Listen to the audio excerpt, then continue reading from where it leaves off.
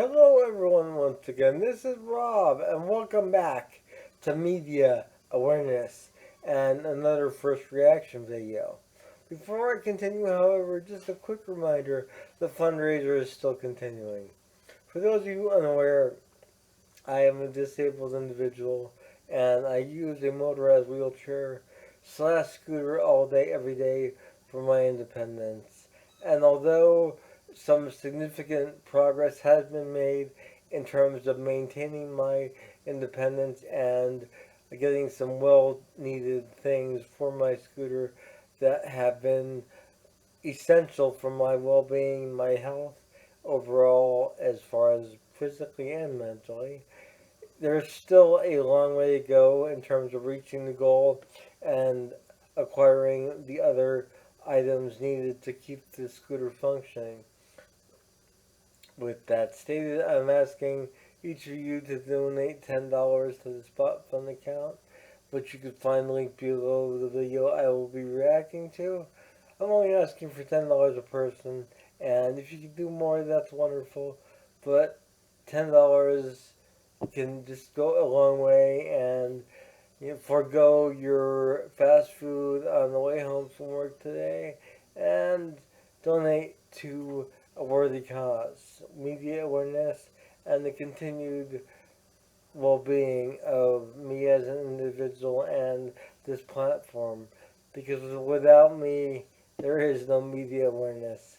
So this is a first reaction video, and this is a brand new track. It was just released on Friday, a few days ago, and I didn't cover it then. I was sort of just waiting because I know a lot of people have been covering it, and I've been I've been sort of recently on this rampage, if you will, against covering well-known established songs, because personally, I'm sick of hearing a lot of these songs that are being covered. Most recently, Dolly Parton covering songs, and prior to that, Adam Lambert. However, this case is different because this is Tommy Johansson, and Tommy Johansson always impresses whether the cover is popular or whether it's a deep cut, if you will. So I'm curious to see what Tommy Johansson does with Bohemian Rhapsody by Queen. Probably the most well-known Queen track of all time. So, I'm going to cut to this right away, and I'll be back afterwards with my assessment. So here we go with my first reaction to Tommy Johansson covering Queen's iconic Bohemian Rhapsody from their album A Night at the Opera. And this is brand new, it looks like. So here we go. First reaction. Is this the real life? Is this just fantasy? Caught in a landslide, no escape from reality. Open your eyes, look out to the skies and see. I'm just a poor boy, I need no sympathy. 'Cause I'm easy come, easy go, little high, little low. Everywhere the wind blows doesn't really matter to me. To me.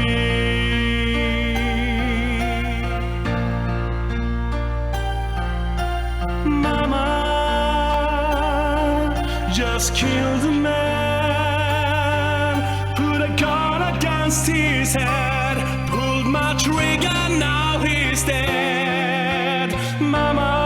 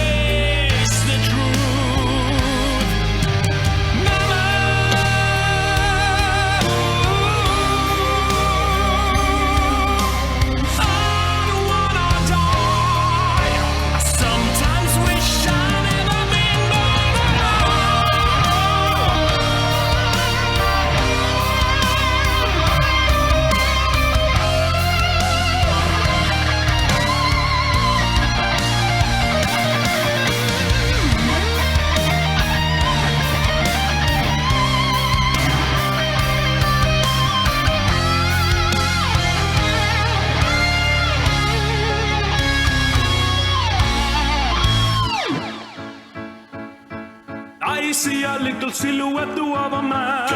Scaramouche, will you do the fandango? Galileo, Galileo.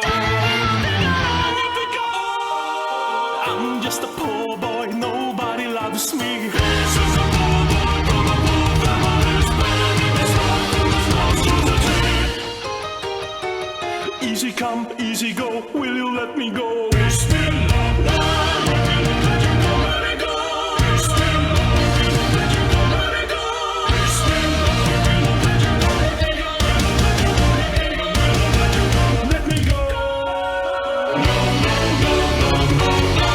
Mamma mia, mamma mia, mamma mia, let me go. Beelzebub has a dollar put aside for me, for me, for me.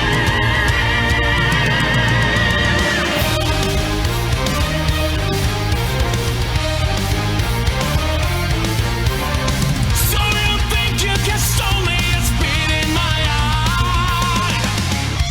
So you think you can love me and leave me to die? Oh, baby, can't you this to me, baby? Just gotta get out, just gotta get out of here.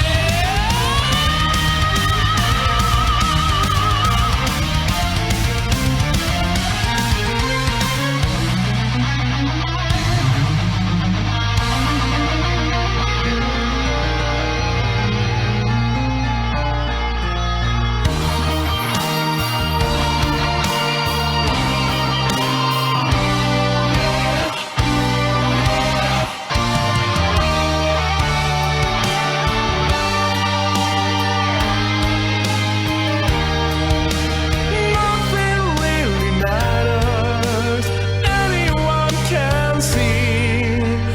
Nothing really matters, nothing really matters to me.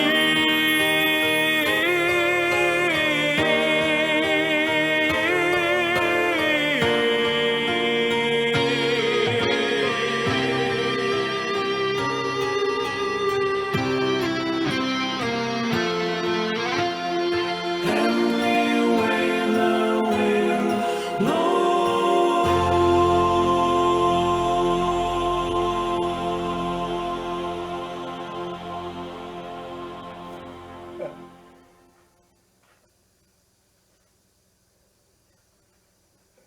So, my overall take on that is I actually really, I love